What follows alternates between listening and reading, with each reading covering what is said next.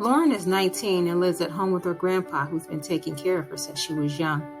One day, Lauren comes home from work and discovers an ambulance. Her grandpa has suddenly passed away, and Lauren has nowhere to go. Prior to living with her grandpa, Lauren struggled with heavy drinking and using K2. Lauren has been doing well with her grandpa's support. Losing her grandpa became too much for Lauren, so she ends up finding old friends to drink and get high with. After spending about 2 weeks partying, Lauren wakes up and realizes she no longer has a job and has no one who will take her in. Lauren remembers an old caseworker telling her about something called Oxford House. Lauren looks it up on her phone and finds that it's a place where sober people can live for relatively cheap while they get their lives back on track. Lauren calls and gets an interview at an Oxford House in Columbia Heights. When Lauren arrives, there's a group of women sitting around a table asking Lauren all kinds of personal questions.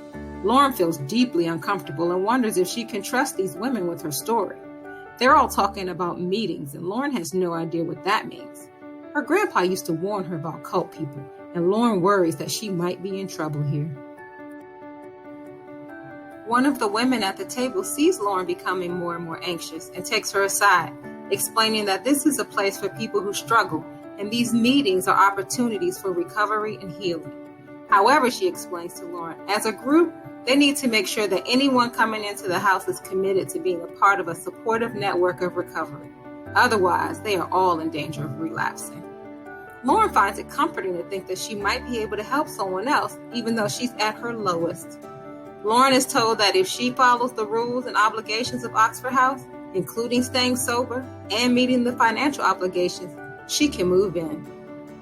Lauren stays at a shelter for a few weeks while waiting to get reinstated at her job, one of the obligations at Oxford House. At the shelter, a case manager tells her about her resiliency center and connects Lauren with a skills and strength facilitator, also called an SSF. The SSF at her provides the support and consistent connection Lauren needed since losing her grandfather. Lauren attends her workshops, receives support in processing her grief, and volunteers with her as a community outreach worker. This support from her Resiliency Center has been very helpful to Lauren as she returns to work and prepares to join the women living in the Oxford House. Once she has a paycheck, she's invited to move in. Lauren has been 1 year sober, and Asha has been living independently for 1 year. Lauren is ready to move out of the Oxford House now that she has a solid foundation of sobriety. Asha is nearing the end of the time when the rapid rehousing program will pay her rent and worries that she won't be able to keep up with the rent on her own. Asha hears Lauren talking about moving at work and offers her a bedroom in her apartment. Lauren now has references to provide Asha from the Oxford House, where she paid her portion of the rent faithfully and she was a respectful member of the household. Asha goes to the property manager at her apartment complex and finds out that she can amend her lease and add Lauren. Now Lauren and Asha share a 2-bedroom apartment. Both have their names on the lease. Both are responsible for the utilities.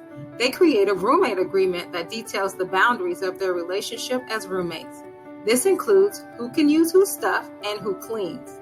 By living together, they're able to save money, build their credit, and evaluate what they really want to happen next in their lives.